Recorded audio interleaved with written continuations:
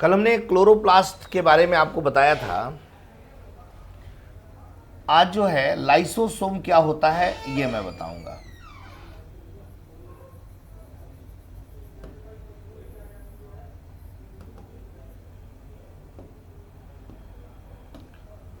Lysosome को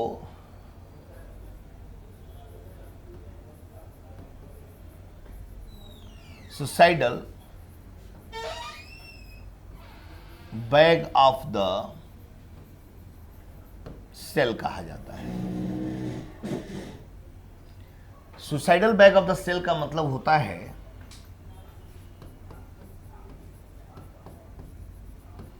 कोशिका का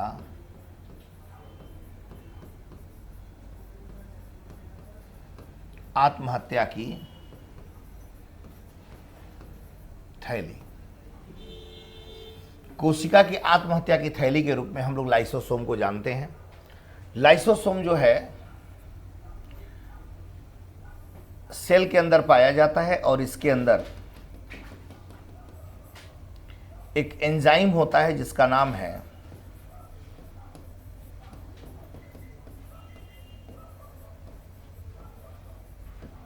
हाइड्रोलाइटिक एंजाइम। जब भी सेल के अंदर कोई पैथोजन, पैथोजन का मतलब होता है बैक्टीरिया, वायरस, प्रोटोजोआ इत्यादि, ये सब जब प्रवेश करते हैं तो सेल को बचाने के लिए ये जो है ये अपने आप को नष्ट कर देता है और अपने बॉडी से ये हाइड्रोलाइटिक एंजाइम रिलीज करके बैक्टीरिया इत्यादि को किल करता है। तो यानी ये हाइड्रोलाइटिक एंजाइम जो है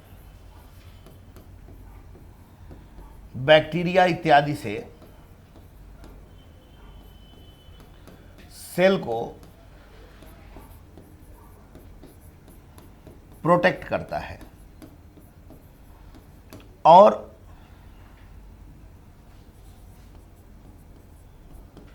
अंतः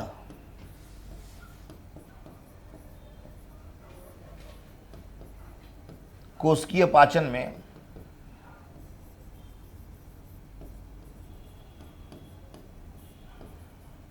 हेल्प करता है। अगर मान लीजिए कि सेल के अंदर अगर डाइजेशन का प्रोसेस अगर सही ढंग से नहीं होता है तो भी ये अपनी बॉडी को ब्रस्ट करके, नष्ट करके, हाइड्रोलाइटिक एंजाइम रिलीज करके ये पाचन की क्रिया को संपन्न करता है। या मान लीजिए कोई सेल अगर डैमेज हो गया है तो उस डैमेज सेल को ये इसी एंजाइम की मदद से उस सेल को क्या करता है कि डैमेज सेल को हटाता है और एक साफ सुथरा सेल वहां निर्मित कर लेता है। मतलब साफ सुथरा सेल वहां निर्मित हो जाता है, यानी डैमेज सेल को हटा देता है ताकि दूसरा कोई सेल डैमेज ना हो।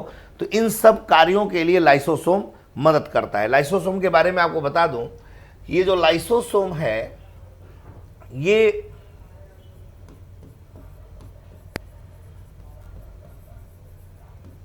प्लांट सेल में बहुत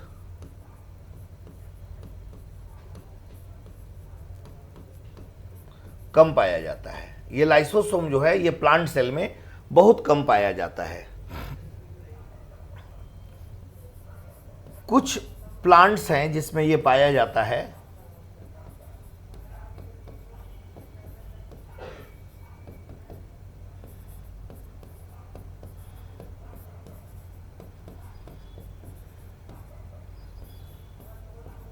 उसे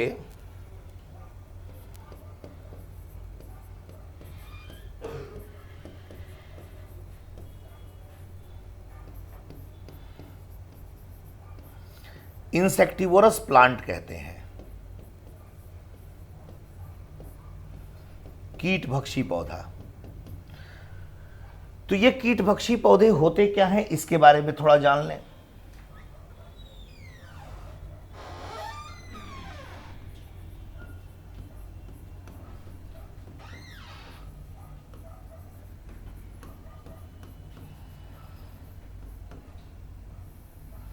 देखिए, इंसेक्टिवोरस प्लांट उन्हें कहा जाता है, ऐसे प्लांट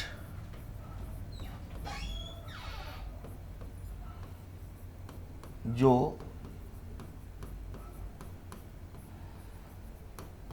इंसेक्ट को खाते हैं।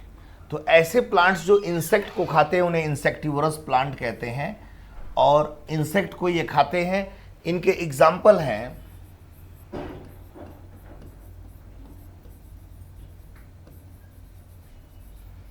निपेंथीज,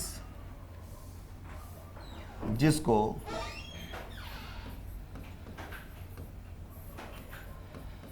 कलश पादप कहते हैं या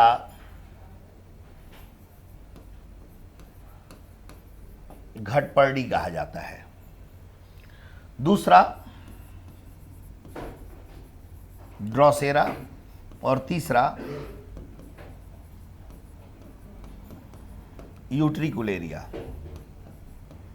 इत्यादि। तो ये जो है ये आपके इंसेक्टिवोरस प्लांट्स होते हैं। इंसेक्टिवोरस प्लांट्स इंसेक्ट को क्यों खाते हैं? यह इंसेक्ट को इसलिए खाते हैं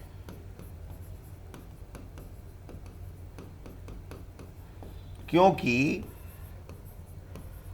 इनमें नाइट्रोजन की अत्यधिक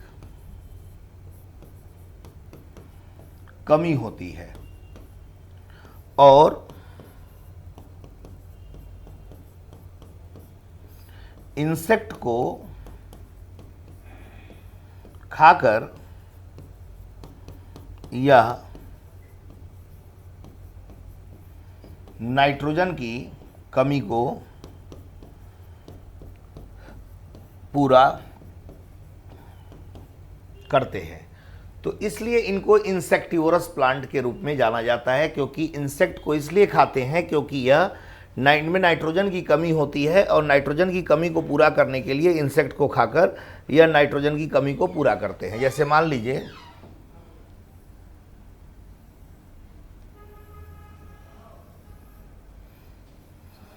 कुछ इस तरीके का प्लांट होता है और इसके अंदर ये जो है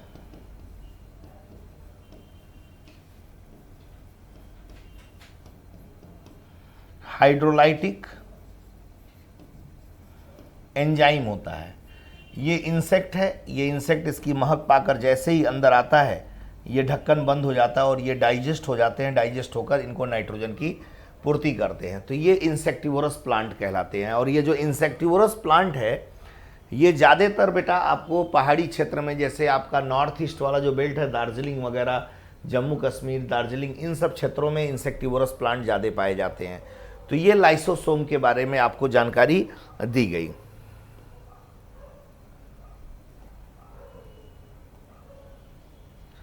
इसके बाद है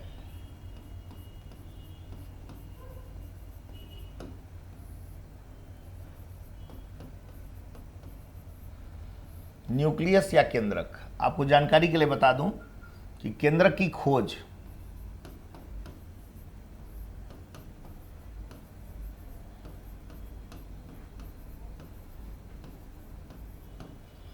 रॉबर्ट ब्राउन ने किया है, और रॉबर्ट ब्राउन ने ही केंद्रक की खोज किया है, रॉबर्ट ब्राउन ने। और जैसे मान लीजिए ये एक केंद्रक है,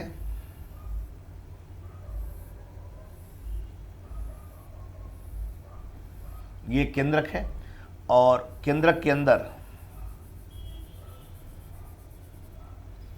इसे बोला जाता है न्यूक्लियर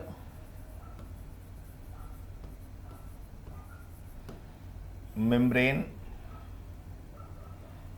इसे कहते हैं न्यूक्लियस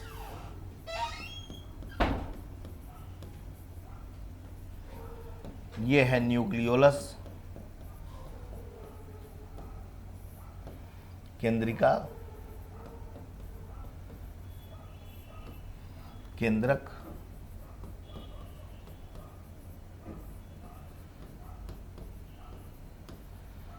केंद्रक आवरण। ये जो होता है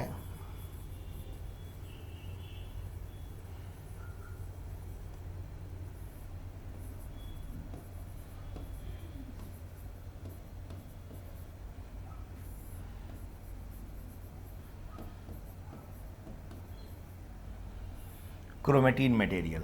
तो बेटा ये केंद्रक की संरचना है, आप लोगों ने देखा केंद्रक इस तरह का होता है, और केंद्रक जो होता है एक तरह से माना जाए तो ये लार्जेस्ट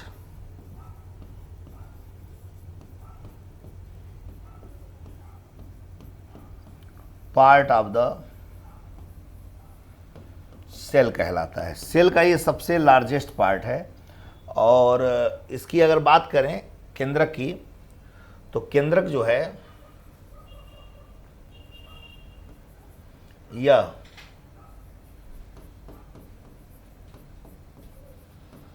कोशिका का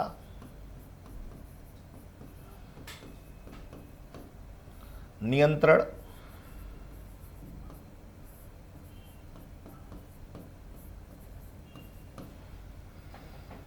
कक्ष होता है। यह कोशिका का नियंत्रण कक्ष होता है। केंद्रक यह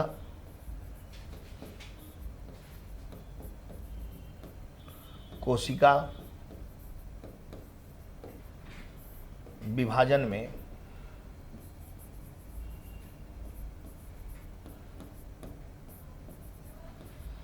हेल्प करता है। यह कोशिका विभाजन में हेल्प करता है, और साथ ही साथ बेटा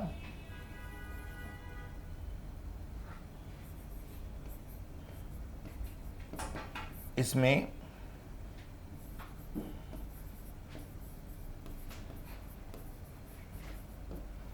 क्रोमोसोम,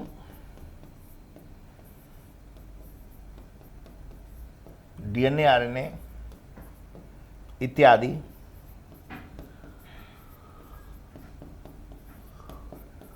आनुवांशिक पदार्थ पाया जाता है। तो ये जो मैंने बताया ये केंद्रक के बारे में बताया है। केंद्रक जो है इसकी खोज रॉबर्ट ब्राउन ने किया है, और केंद्रक जो है ये कुछ इस तरह की संरचना होती है। केंद्रक लार्जेस्ट पार्ट होता है सेल का, कोशिका का नियंत्रण कक्ष कहा जाता है, कोशिका विभाजन में यह हेल्प करता है, और इसमें क्रोमोसोम, डीएनए, आरएनए इत्यादि पाए जाते हैं। यह आनुवांशिक पदार्थ के रूप में होते हैं, यह पाया जाता है। अब देखिए, अब हम लोग थोड़ा सा जानेंगे कि क्रोमोसोम, डीएनए, आरएनए ये सब है क्या, थोड़ा इसके बारे में भी जान लें। तो उसको जानने के लिए थोड़ा जेनेटिक्स को जानना जरूरी होगा। ध्यान दीजिएगा, जेनेटिक्स का मतलब होता है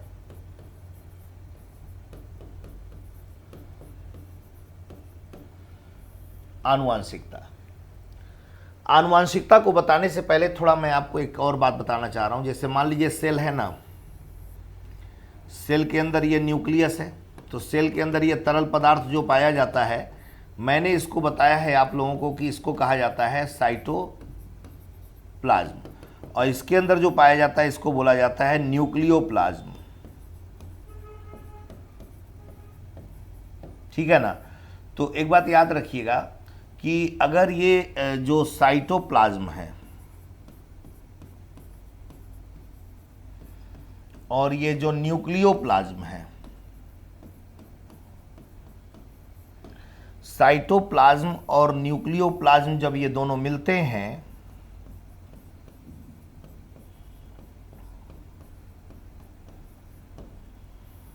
तो प्रोटोप्लाज्म का निर्माण करते हैं, जीव द्रव्य का। और ये जो जीव द्रव्य या प्रोटोप्लाज्म जो है इसको फिजिकल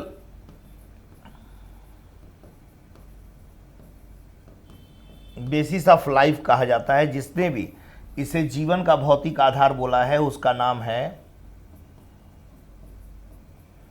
हक्सले। और प्रोटोप्लाज्म की अगर खोज की बात की जाए तो इसकी खोज जिसने किया है उसका नाम है पुरकिंजे। ये पुरकिंजे एक साइंटिस्ट थे जिन्होंने प्रोटोप्लाज्म की खोज किया था, और जो प्रोटोप्लाज्म को फिजिकल बेसिस ऑफ लाइफ, जीवन का भौतिक आधार जिन्होंने कहा है उसका नाम है हक्सले। ठीक है ना बेटा। और प्रोटोप्लाज्म जो है ये साइटोप्लाज्म और न्यूक्लियोप्लाज्म से मिलकर बना है। साइटोप्लाज्म सेल के अंदर जो तरल पदार्थ पाया जाता है जिसको हम लोग साइटोप्लाज्म कहते हैं, और इस न्यूक्लियस के अंदर जो तरल पदार्थ पाया जाता है उसको न्यूक्लियोप्लाज्म कहते हैं। हिंदी में साइटोप्लाज्म को कहा जाता है कोशिका द्रव्य, और न्यूक्लियोप्लाज्म को कहा जाता है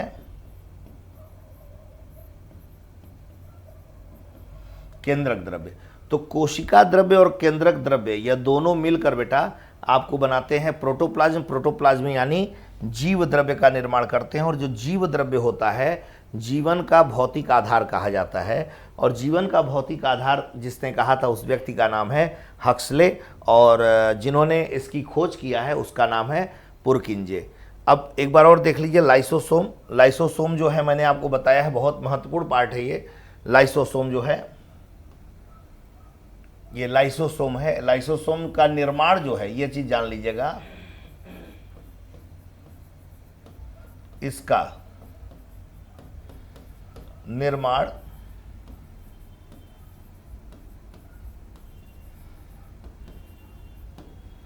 गोल्जी बॉडीज के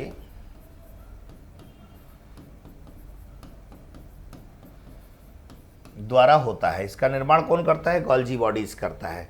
तो लाइसोसोम को आत्महत्या की थैली क्यों कहते हैं? और एक बात और, इसकी खोज जिसने किया है ना, इसकी खोज जिसने किया उसका नाम है सीडी डुए। सीडी डुए नामक एक साइंटिस्ट थे जिन्होंने इसकी खोज किया है। और लाइसोसोम जो है ये इसका निर्माण गोल्जी बॉडीज के द्वारा होता है। कोशिका की आत्महत्या की थैली कहते हैं। और ये लाइसोसोम मान लीजिए है, तो लाइसोसोम अपने अंदर हाइड्रोलाइटिक एंजाइम रखता है। और ये एंजाइम क्या करता है कि ये अपने आप बॉडी को अपने आप ब्रस्ट करके जो भी बैक्टीरिया, वायरस, प्रोटोजोआ इत्यादि जो इसको नुकसान पहुंचाते हैं सेल को, अपनी बॉडी को अपने आप नष्ट करता है और उन पैथोजेंस को किल करता है, मारने का काम करता है। तो इस तरह से सेल की यह सुरक्षा करता है, जो डैमेज सेल हैं उसको समाप्त करता है। और जब पाचन क्रिया सही ढंग से नहीं होती है तो अपनी बॉडी को नष्ट करके हाइड्रोलाइटिक एंजाइम रिलीज करता है और इंटरसेलुलर डाइजेशन में हेल्प करता है।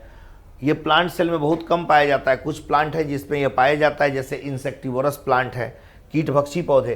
तो कीटभक्षी पौधे क्या है? कीटभक्षी पौधे ऐसे पौधे को कहा जाता है जो कीट वगैरह को खाते हैं, जो इंसेक्ट्स को खाते हैं, उन्हें हम लोग कीटभक्षी पौधा कहते हैं। और एग्जाम्पल के रूप में निपेंथीज होता है जिसको कलश पादप या घटपर्डी कहते हैं, ड्रोसेरा हो गया, यूट्रिकुलेरिया हो गया। ये एग्जाम्पल याद रखिएगा, ये बहुत बार आपके एग्जामिनेशन में पूछा गया है। और यह इंसेक्ट क्यों खाते हैं ये भी पूछा जाता है। तो इंसेक्ट को इसलिए खाते हैं क्योंकि इसमें नाइट्रोजन की अत्यधिक कमी होती है, और इंसेक्ट को खाकर यह नाइट्रोजन की कमी को पूरा करते हैं। तो इसलिए ये इंसेक्ट्स को खाते हैं, इसलिए इनको हम लोग इंसेक्टिवोरस प्लांट के नाम से जानते हैं। और न्यूक्लियस क्या है? न्यूक्लियस एक लार्जेस्ट पार्ट है सेल का। यह कोशिका का नियंत्रण कक्ष भी बोला जाता है, और कोशिका के विभाजन में यह हेल्प करता है। इसमें क्रोमोसोम, डीएनए, आरएनए जैसी आनुवांशिक पदार्थ जैसी संरचनाएं पाई जाती हैं। और इसके अंदर ये जो तरल पदार्थ मैं दिखा रहा हूँ जो ये पाया जाता है, इसी को न्यूक्लियोप्लाज्म यानी केंद्रक द्रव्य कहते हैं। और ये जो आनुवांशिक, इसके चारों तरफ एक न्यूक्लियर मेम्ब्रेन आप लोगों ने स्ट्रक्चर में देखा होगा कि यहीं से आपको जुड़ा हुआ वो मिलेगा, क्या नाम है, अंतःप्रद्रवी जालिका यहीं से जुड़ी हुई आपको मिलेगी। अब इसको जानने के लिए जेनेटिक्स को आगे हम आपको बताएंगे, लेकिन जेनेटिक्स बताने से पहले मैंने आपको एक जानकारी दी है कि प्रोटोप्लाज्म किसे कहते हैं। तो जेनेटिक्स अब मैं बताऊंगा कि जेनेटिक्स वाला पार्ट कि आखिर जेनेटिक्स होता क्या है।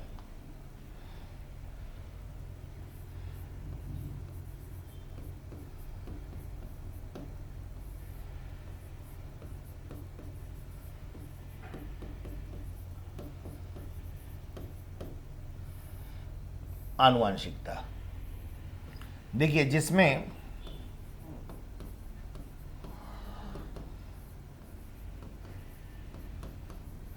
वंशानुगत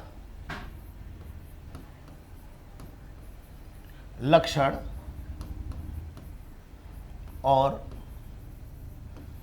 जीन इत्यादि की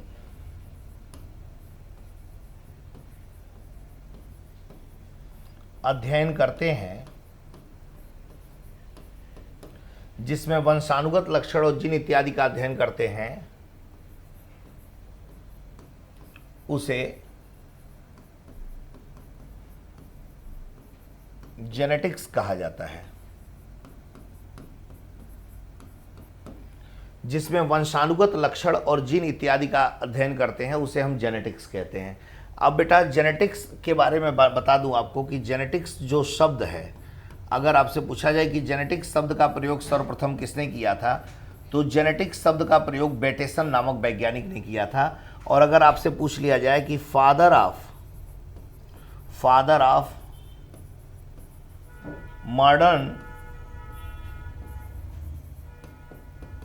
जेनेटिक्स कौन है, तो फादर ऑफ मॉडर्न जेनेटिक्स बोला जाता है ग्रेगर जॉन मेंडल को। ग्रेगर जॉन मेंडल को फादर ऑफ जेनेटिक्स बोला जाता है। और ग्रेगर जॉन मेंडल ने ये क्वेश्चन पूछा जाए कि किस प्लांट पर अपना रिसर्च किया था, तो ये आपको जानकारी की होनी चाहिए कि ग्रेगर जॉन मेंडल ने जिस प्लांट पर अपना रिसर्च किया था उसका नाम है पी, और पी का वानस्पतिक नाम है पाइजम सेटाइवम। पाइजम सेटाइवम पी का वानस्पतिक नाम है। और ग्रेगर जॉन मेंडल ने पाइजम सेटाइवम यानी पी का 7 कैरेक्टरिस्टिक फीचर लिया था, और उस फीचर को लेने के बाद इन्होंने जेनेटिक्स का 3 लॉज दिया। जेनेटिक्स के 3 नियम बनाए। पहला नियम बनाया लॉ ऑफ डोमिनेंस, दूसरा लॉ ऑफ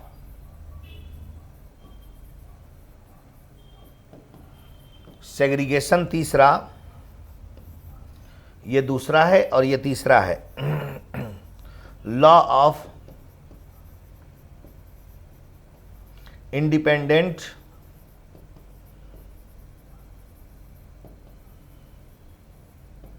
असॉर्टमेंट। एक बार और इसको सुन लें। मैंने कहा कि जेनेटिक्स का मतलब होता है आनुवांशिकता, एक ऐसा विषय जिसमें वंशानुगत लक्षणों और जीन इत्यादि का अध्ययन करते हैं, उसे हम जेनेटिक्स कहते हैं। और जेनेटिक्स शब्द का प्रयोग सबसे पहले बेटेसन नामक वैज्ञानिक ने किया था। और फादर ऑफ मॉडर्न जेनेटिक्स अगर आपसे पूछा जाए तो ग्रेगर जॉन मेंडल को कहा जाता है। ग्रेगर जॉन मेंडल जो थे, जिस प्लांट पर अपना रिसर्च किए थे उसको मटर कहते हैं। मटर का वानस्पतिक नाम पाइजम सेटाइवम है। इन्होंने मटर पर अपने आनुवांशिकता का प्रयोग करके इसको 3 भागों में बांटा था। तो 3 भागों में जो बांटा था, इन 3 नियम जो दिया था, तीनों नियम को हिंदी में बोला जाता है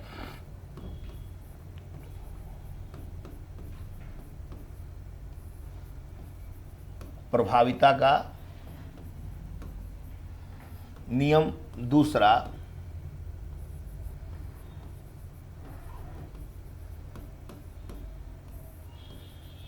पृथक्करण का नियम, तीसरा स्वतंत्र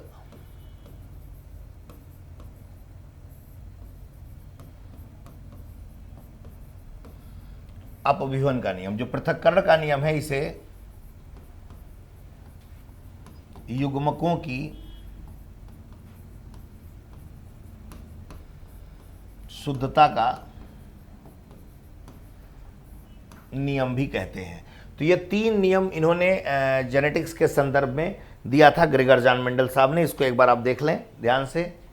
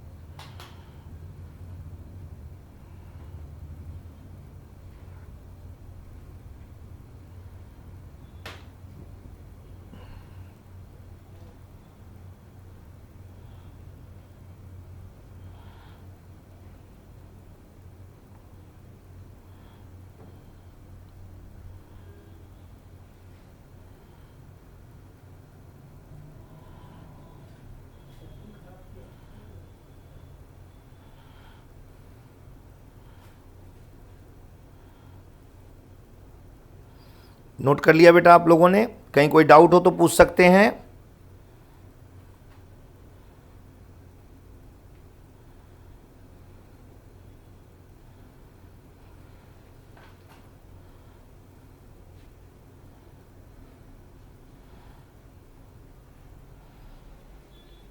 ठीक है, नोट कर लिया? तो मैंने ये 3 नियम बताया, प्रभाविता का नियम, पृथक्करण का नियम और युग्मकों की शुद्धता का नियम। तो ये जो पृथक्करण का नियम, जो प्रभाविता का नियम है, ये क्या कहता है इसको देख लीजिए। Law of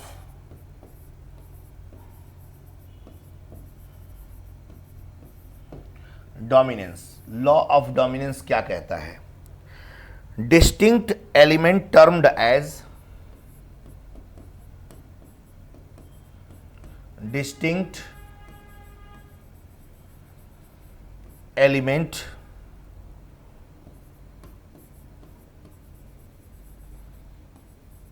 termed as factors control the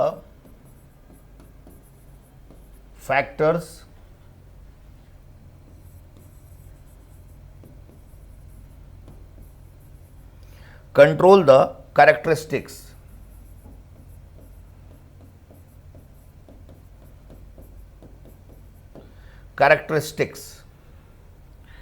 these factors at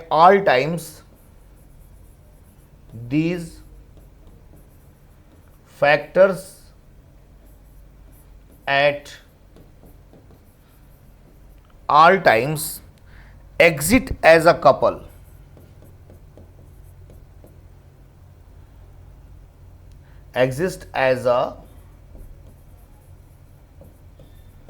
couple one of the constituent gene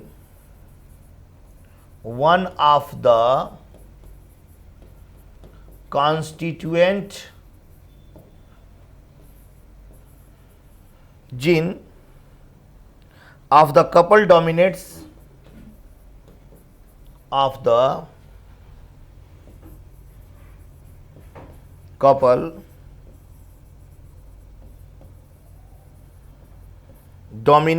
over the farmer।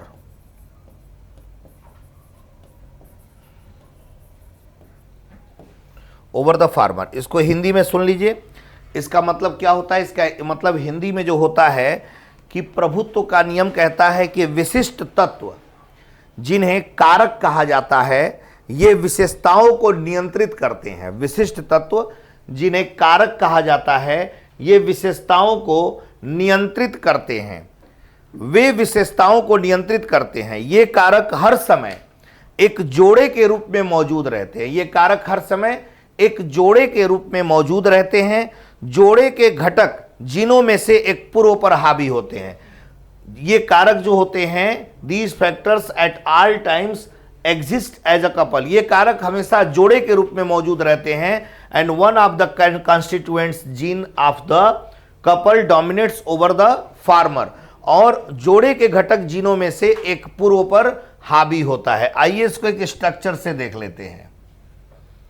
जैसे मान लीजिए मेंडल साहब ने 2 तरह का प्लांट लिया था। एक लिया था टाल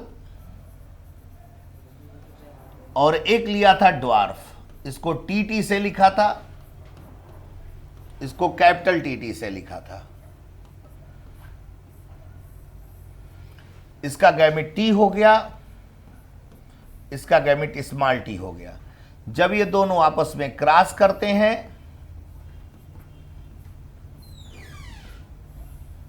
तो कैपिटल टी और स्मॉल टी बनता है। तो यहां क्या है कि टाल प्लांट प्रभावी होता है ड्वार्फ प्लांट पे, इसलिए इसको टाल कहते हैं। जो इसका मतलब थोड़ा समझो, कह रहा है कि एक टाल प्लांट ले लिया इन्होंने और एक ड्वार्फ प्लांट ले लिया। जब दोनों आपस में क्रॉस करते हैं तो बेटा कोई ना कोई कैरेक्टर तो हावी होगा ही होगा। जब 2 मेल और फीमेल में क्रॉस होता है तो या तो लड़का पैदा होता है या तो लड़की पैदा होती है। तो उसी तरीके से 2 प्लांट्स हैं, एक टाल है एक ड्वार्फ है। तो जब ये दोनों आपस में क्रॉस करेंगे तो एक लंबा पौधा और एक बौना पौधा जब क्रॉस करेंगे तो इस तरह का पौधा प्राप्त होगा। तो देखने में जो अगर इसकी तरह दिखता है तो लंबा बोला जाएगा, इसकी तरह दिखता है तो बौना बोला जाएगा। तो जो दिखेगा वही प्रभावी होता है। तो माना गया कि पहली जनरेशन में जब जेनेटिक्स के ग्रेगर जैनमेंडल ने जब जेनेटिक्स का पहला प्रयोग किया तो F1 जनरेशन में इन्होंने देखा कि टाल प्लांट प्रभावी है और ड्वार्फ प्लांट जो है रिसेसिव है। इन्होंने क्या देखा कि टाल प्लांट डोमिनेंट है और ड्वार्फ प्लांट रिसेसिव है। इन्होंने F1 जनरेशन में इसको देखा था। ये ग्रेगर जैनमेंडल का प्रभाविता का नियम कहलाता है। ठीक है, उसके बाद दूसरा जो नियम इन्होंने दिया, जिस दूसरे नियम को कहा जाता है लॉ ऑफ सेग्रीगेशन, इसको भी देख लें।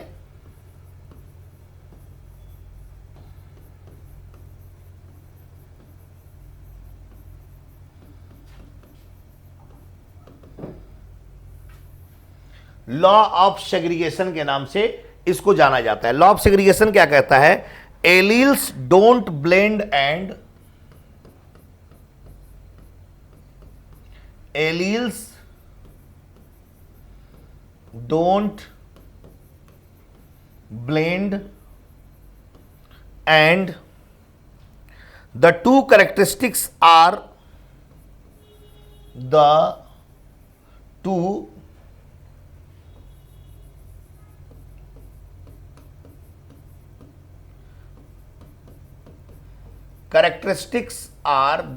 characteristics are recuperated all through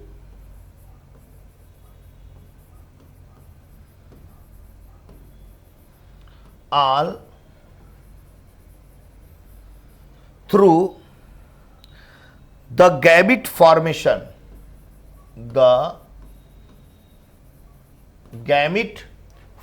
देखिए मैं हिंदी में भी इसको लास्ट में बोल दे रहा हूं, जो लोग हिंदी वाले हैं वो जो मैं बोल रहा हूं उसको हिंदी में लिखेंगे। Alleles don't blend and the two characteristics are recuperated all through the gamete formation. The characters apart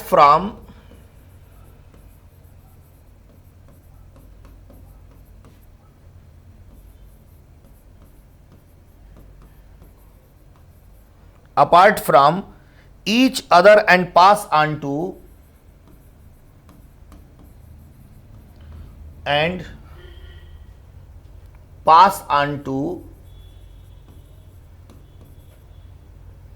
diverse gamete.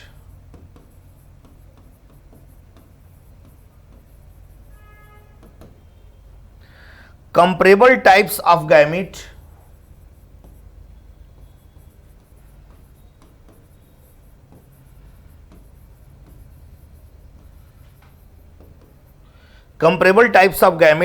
are produced by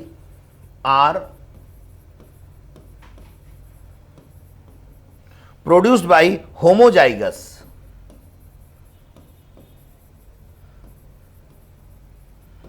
and heterozygous produces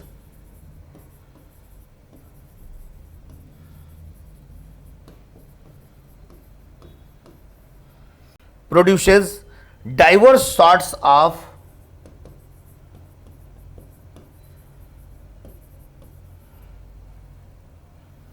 a gamete with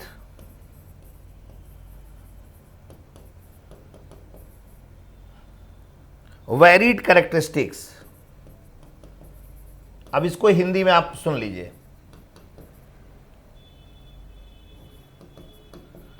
characteristics, law of segregation कहता है कि allele don't blend and the two characteristics are recuperated all through the gamete formation, the characters apart from each other and pass on to diverse gamete. Comparable types of gametes are produced by homozygous and heterozygous, produce diverse sorts of gamete with varied characteristics. इसको बेटा हिंदी में जान लीजिए कि पृथक्करण का नियम क्या कहता है। मैं बोल देता हूं, इसको एक आप लोग लिख लीजिएगा। पृथक्करण का नियम, एलील्स मिश्रित नहीं होते हैं और दो विशेषताओं के युग्मक गठन के माध्यम से पूरी तरह से ठीक किया जाता है। पात्र एक दूसरे से अलग हो जाते हैं और विविध युग्मकों में चले जाते हैं। तुलनीय प्रकार के युग्मक समयुग्मजी द्वारा निर्मित होते हैं और विषम युग्मजी विभिन्न विशेषताओं वाले विभिन्न प्रकार के युग्मक उत्पन्न करते हैं। जैसे मान लीजिए मैंने लिखा है होमोजाइगस। होमोजाइगस का मतलब होता है समान एलील्स, और जो हेट्रोजाइगस होता है इसका मतलब होता है, देखिए दोनों अलग हैं। ये अलग अलग गैमिट्स जो होंगे वो हेट्रोजाइगस होंगे और समान गैमिट्स जो होंगे वो होमोजाइगस होंगे। आइए हम लॉफ इसको एक स्ट्रक्चर से समझाते हैं। जैसे हमने प्रथम F1 जनरेशन में हमने टाल प्लांट प्राप्त किया, टाल प्लांट प्राप्त किया। अब क्या होता है कि इसी टाल प्लांट को हम इसी तरह के टाल प्लांट से हम लोग क्रॉस कराते हैं। तो जब इसी तरह के टाल प्लांट से क्रॉस कराएंगे बेटा, तो इन दोनों के गैमिट्स को अलग कर लिया जाता है, कैपिटल टी और स्मॉल टी। इसका कैपिटल टी और इसका स्मॉल टी, ठीक है। तो ये कैपिटल टी जो होता है इससे रिएक्शन करता है तो उसको बोलते हैं इस टी। फिर इस कैपिटल टी से इसको क्रॉस कराया जाता है तो इसको बोलते हैं टी स्मॉल टी। बहुत ध्यान से समझिएगा, ये इससे क्रॉस करता है तो कैपिटल टी स्मॉल टी बनता है, ये इससे क्रॉस करता है तो इसको स्मॉल टी, इसीलिए इसको पृथक्करण का नियम कहा जाता है बेटा। अलग अलग सब हो गए। अब ये देखिए, ये जो टी है इसको बोला जाएगा प्योर टाल। यहां से कुछ बातें आपको बताने वाला हूं पीटी से संबंधित। ये जो है इनको बोला जाएगा हाइब्रिड, ये जो है इनको बोला जाएगा प्योर ड्वार्फ। अब आपसे क्वेश्चन पूछा जाएगा कि ग्रेगर जॉन मेंडल के पृथक्करण के नियम में फिनोटाइप कैरेक्टर का रेशियो क्या है? फिनोटाइप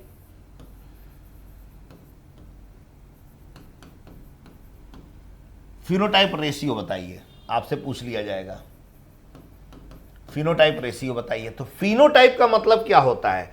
फिनोटाइप, यही शब्द बताने के लिए मैंने इतनी कहानी बताई। हो सकता है कि आपको थोड़ा लगे कि हाँ ये लेंदी है, लेकिन इनको समझने के लिए आपको ये बात जानना होगा कि फिनोटाइप क्या है। तो मैं कहूं बेटा, इन सभी प्लांट्स को आप देख रहे हैं, इन सभी प्लांट्स को आप देख रहे हैं, आपको इनको बाहर से देखने पर कितने प्लांट्स लंबे दिखाई दे रहे हैं? तो एक तो ये प्योर लंबा दिखाई दे रहा है, बाहर से देखने पर ये भी लंबा दिखाई देगा और ये भी लंबा दिखाई देगा। तो हमें 3 प्लांट लंबे दिखाई दे रहे हैं और 1 प्लांट बौना दिखाई दे रहा है। बाहर से देखने पर हमको तो पता नहीं ना भाई किसमें बौने का भी कैरेक्टर है, तो इसीलिए इसको बोला जाता है फिनोटाइप। फिनोटाइप कैरेक्टर का मतलब होता है जो हमें बाहर से देखने पर दिखाई दे। तो इसका फिनोटाइप रेशियो 3:1 हो जाएगा। और यदि इसका जीनोटाइप रेशियो अगर आपसे पूछा जाए कि इसका जीनोटाइप रेशियो आप बताइए, तो जीनोटाइप रेशियो का मतलब होता है कि 1 प्योर टाल है, 2 हाइब्रिड है और 1 प्योर ड्वार्फ है बेटा। तो ये फिनोटाइप रेशियो और जीनोटाइप रेशियो कहलाता है। ये पृथक्करण के नियम में यही मुझे आपको बताना था कि फिनोटाइप क्या होता है, जीनोटाइप क्या होता है। इसी के लिए मैंने इतनी बातें आपको लिखी हैं। तो और तीसरा जो नियम है लॉ ऑफ इंडिपेंडेंट असॉर्टमेंट होता है, लॉ ऑफ इंडिपेंडेंट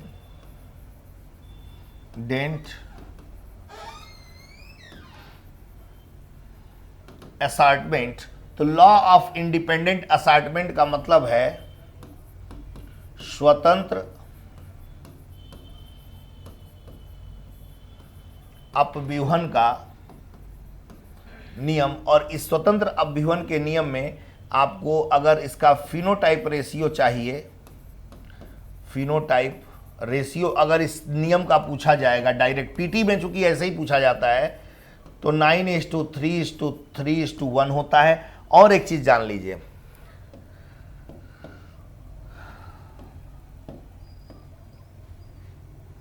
जो लॉ ऑफ, नोट करके बता दे रहा हूं,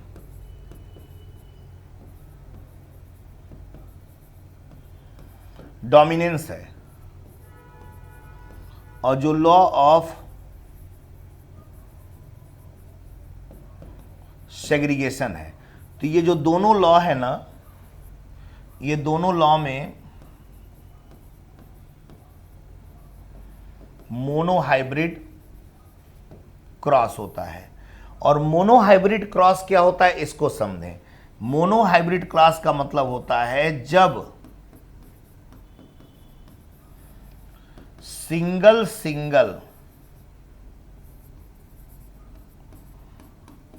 कैरेक्टर आपस में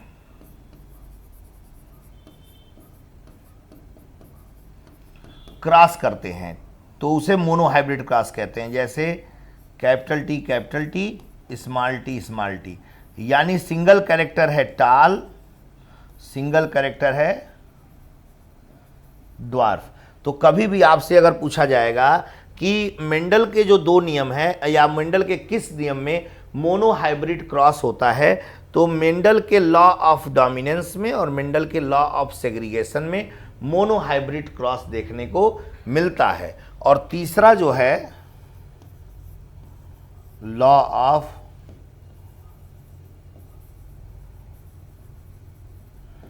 independent assortment. Law of independent assortment में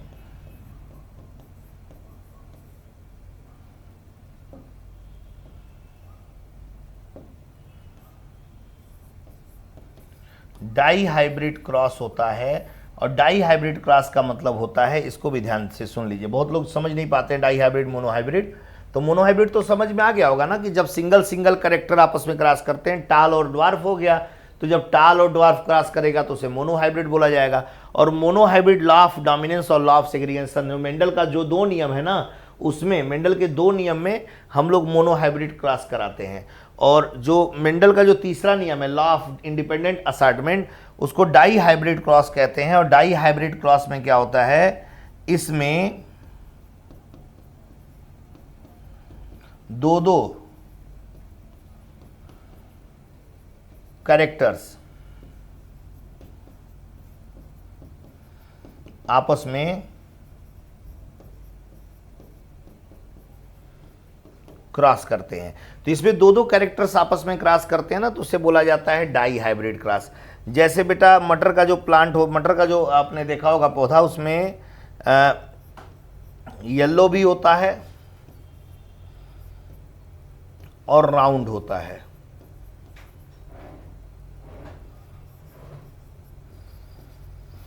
ग्रीन होता है, रिंकल्ड होता है। दो तरह के बीज आपने देखा होगा, पीला और गोल, हरा और झुर्रीदार। पीला और गोल, हरा और झुर्रीदार, दो कैरेक्टर आपको दिखाई देगा। तो जब ये दो कैरेक्टर आपस में क्रॉस करते हैं ना, तो उसे डाई हाइब्रिड क्रॉस कहते हैं। और जब सिंगल कैरेक्टर जब आपस में क्रॉस करते हैं तो उसे मोनोहाइब्रिड क्रॉस के नाम से जाना जाता है। ठीक है, तो ये तो मैंने मेंडल के नियम के बारे में आपको बताया। अब जो है ये क्रोमोसोम यानी गुणसूत्र किसे कहते हैं, तो गुणसूत्र जो नाम दिया गया था ना, ये वाल्डेयर द्वारा दिया गया। गुणसूत्र जो है ये डीएनए और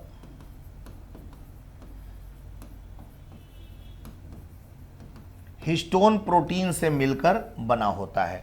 देखिए आप लोगों की ये जेपीएससी की हम लोग क्लास ले रहे हैं। जेपीएससी में जो प्रारंभिक परीक्षा होती है प्रीलिम्स, और मेरा नाम आप सब जानते ही हैं, मेरा नाम डीपीएन सिंह है और मैं मुखर्जी नगर में बहुत सारे ब्रांड से जुड़ा हुआ हूँ, कई संस्थानों से जुड़ा हुआ हूँ और भारत के कई शहरों में भी जाता हूँ क्लासेस लेने।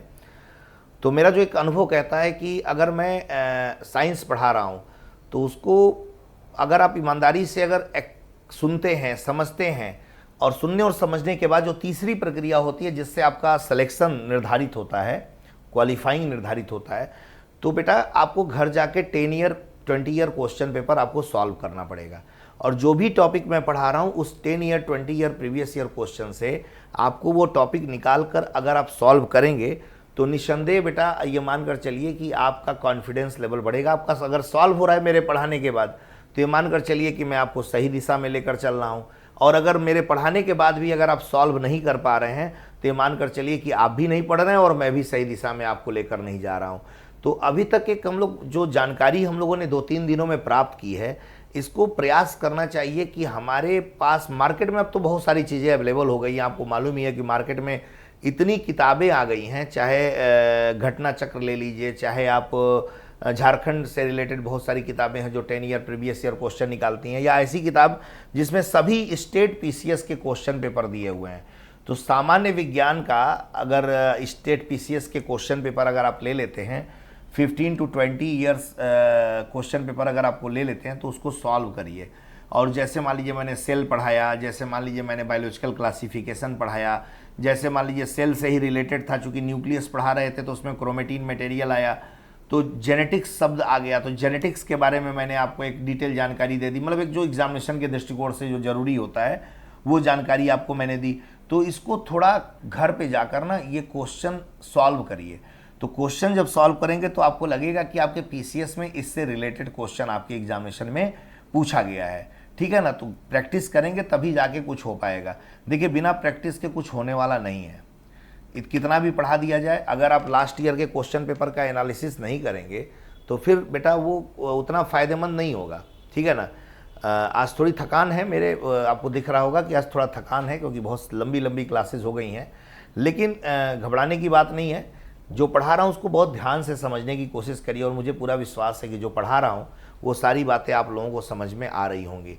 तो मैं आपसे कह रहा था कि ये जो क्रोमोजोम जो होता है, इस क्रोमोजोम क्या है, यहीं से कहानी शुरू होती है आनुवंशिकता की।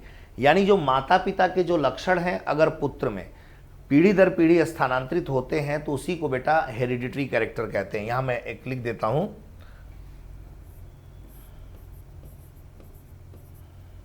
Transfer of character from parents to progeny, transfer of character from parents to progeny with the help of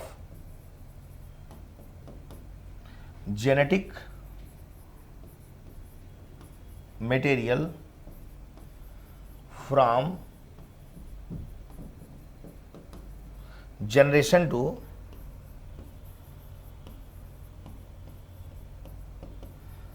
generation. Transfer of character from parents to progeny with the help of genetic material from generation to generation is known as hereditary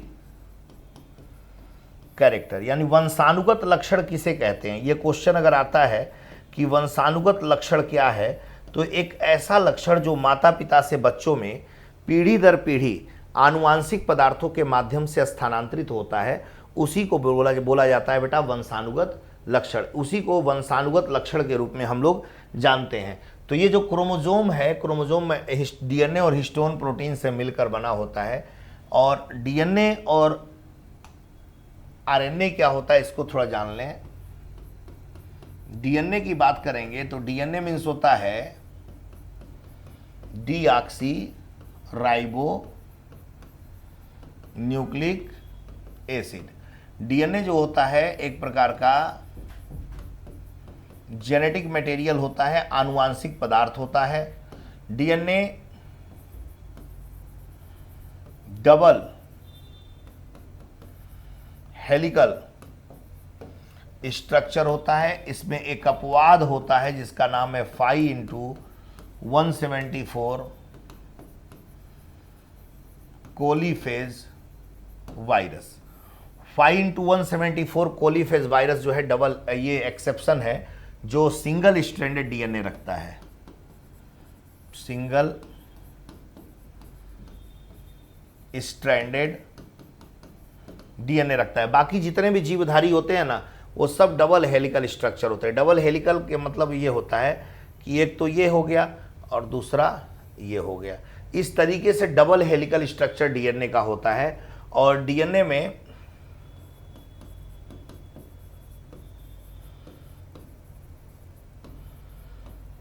nitrogenous base पाया जाता है 4 types का, 4 प्रकार का। तो उसका नाम है एडेनिन, गुआनिन, साइटोसिन,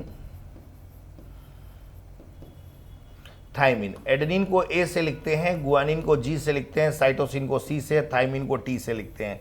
तो ये 4 प्रकार के इसमें नाइट्रोजनस बेस पाए जाते हैं डीएनए में। ये डीएनए को डीऑक्सीराइबोन्यूक्लिक एसिड बोलते हैं। डीएनए एक जेनेटिक मटेरियल यानी आनुवांशिक पदार्थ होता है, और डीएनए जो होता है ये डबल हेलिकल स्ट्रक्चर होता है, द्विकुंडलित संरचना होती है। इसमें एक अपवाद होता है 5x174 कोलीफेज वायरस, और यह सिंगल स्ट्रैंडेड डीएनए होता है। यह नाइट्रोजनस बेस इसमें पाए जाते हैं, 4 प्रकार के नाइट्रोजनस बेस से मिलकर बना है, एडेनिन, गुआनिन, साइटोसिन, थाइमिन। और एक चीज़ और याद रखिएगा, ये एडेनिन जो होता है डबल बॉन्ड थाइमिन से, और गुआनिन ट्रिपल बॉन्ड साइटोसिन से जुड़ा होता है। ये जो बॉन्ड होते हैं, ये बॉन्ड जो होते हैं, ये कोई और बॉन्ड नहीं है, ये बॉन्ड जो है इनको हाइड्रोजन बॉन्ड कहा जाता है। इनको हाइड्रोजन बॉन्ड के नाम से जाना जाता है, और ये हाइड्रोजन बॉन्ड कुछ और नहीं, बैक बोन ऑफ डीएनए कहा जाता है। ये हाइड्रोजन बॉन्ड जो है ये बैक बोन ऑफ डीएनए कहा जाता है। और एक चीज़ और, ये डीएनए का जो मॉडल दिया गया था, ये डीएनए का मॉडल जिसने दिया है उसका नाम है वाटसन एंड क्रिक। और वाटसन एंड क्रिक ने 1953 में इस डीएनए और डीएनए का मॉडल दिया था, और इनको नोबेल प्राइज मिला था। नोबेल प्राइज इनको मिला था 1962 में। 1962 में इन्हें नोबेल प्राइज से सम्मानित किया गया इस तरह का मॉडल देने के लिए। और इसमें क्या है कि इन्होंने बताया था adenine double bond thymine, guanine triple bond cytosine ऐसे जुड़ा रहता है। Adenine double bond thymine, guanine triple bond cytosine, adenine double bond thymine, इस तरीके से पूरे के पूरे हेलिक्स में जुड़े रहते हैं। अगर ये टूट जाए तो ये डीएनए अलग हो जाएगा, इसीलिए इसको बैकबोन ऑफ द डीएनए कहते हैं। और डीएनए की खोज की अगर बात की जाए कि डीएनए की खोज किसने किया है, तो डीएनए की खोज किया है फ्रेडरिक मिशर ने। फ्रेडरिक मिशर ने डीएनए की खोज किया है। और आपको जानकारी के लिए बता दूं, इसी डीएनए जो ये डीएनए होता है, ये आपको पता होना चाहिए कि ये डीएनए कहाँ कहाँ पाया जाता है। ये अक्सर एग्जामिनेशन में पूछा गया है। तो ये डीएनए जो है आपको मालूम ही होगा कि ये न्यूक्लियस,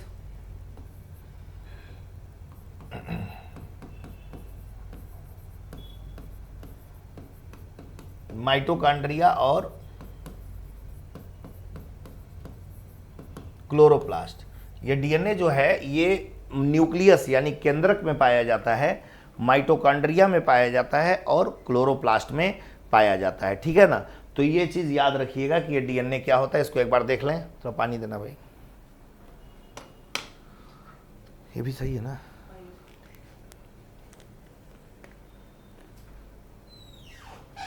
हो गया कॉफी पे बैठी एक बस कॉफी दे सर।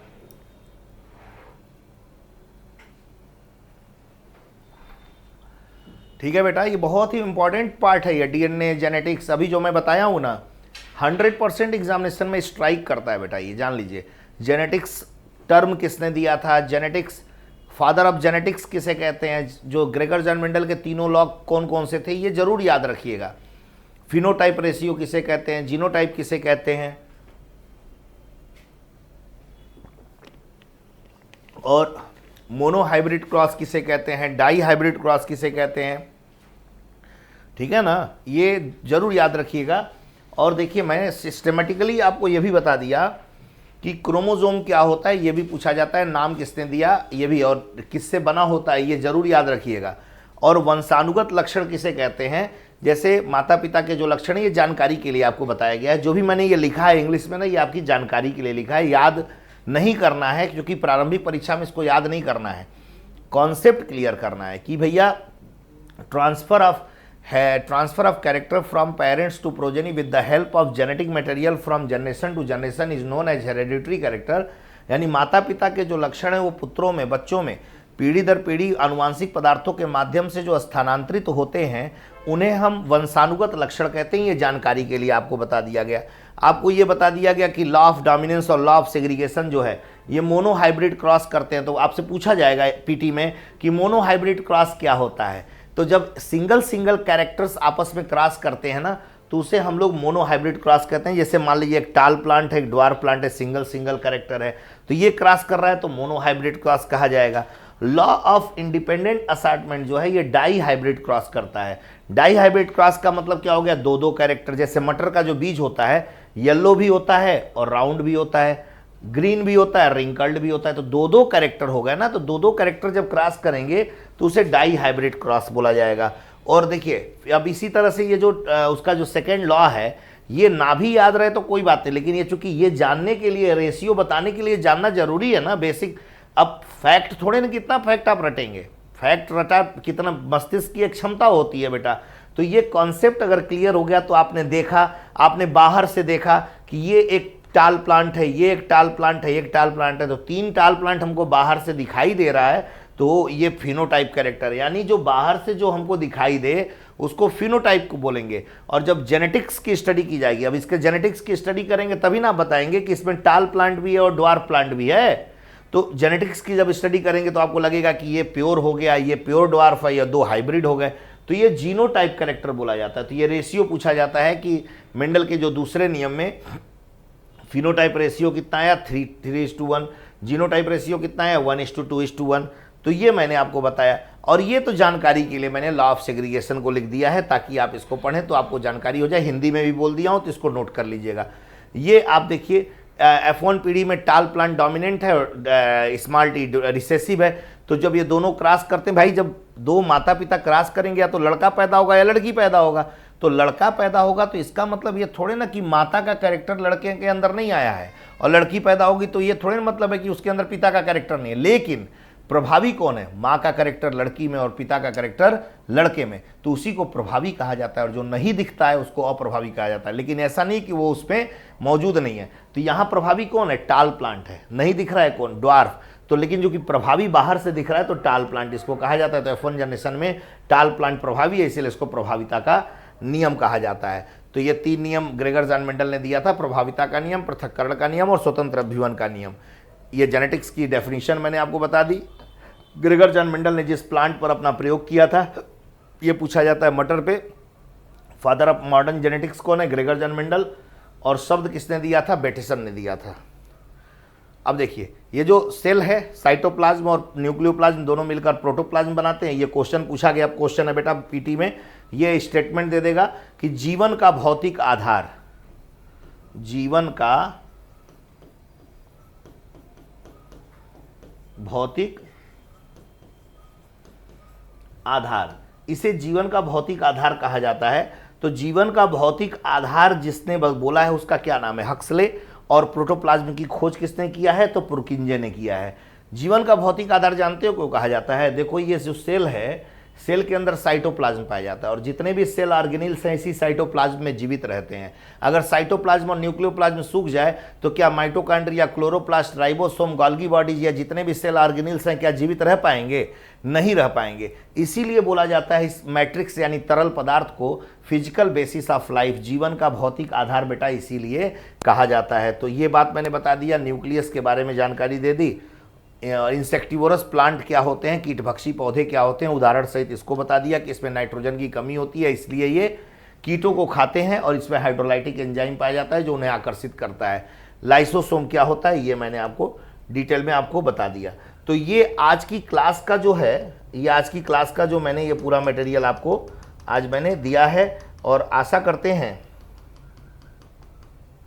कि आप इनसे काफ़ी लाभान्वित हो रहे होंगे और आपको ये सारी चीज़ें आपको मिल रही हैं, ये आपको काफ़ी इससे बेनिफिट मिलेगा। इनको 10 ईयर प्रीवियस ईयर क्वेश्चन या 15 ईयर प्रीवियस ईयर क्वेश्चन लेकर सॉल्व करते रहिए, और बेटा विश्वास करिए कि 100% आपका क्वेश्चन बनेगा एग्जामिनेशन में। आज आपको एक आवश्यक सूचना जोहार एडू कैंपस की तरफ से आया है। जो भी विद्यार्थी मेरी लाइव क्लास देख रहे हैं वो सभी लोग सुन लें कि आज हमारी यूट्यूब पे ये लास्ट क्लास थी। अब जेपीएससी ऑनलाइन या ऑफलाइन क्लासेस जो भी ज्वाइन करेंगे जेपीएससी ऑनलाइन या ऑफलाइन क्लासेस, जो भी लोग ज्वाइन करना चाहते हैं, तो वो एक नंबर दिया जा रहा है, उस नंबर पर मैसेज करेंगे या कॉल करेंगे तो उससे आपको सारी सूचना मिल जाएगी। मैं आपको नंबर दे देता हूँ, 9599624827 93-103-77-006। ये आपको जेपीएससी ऑफलाइन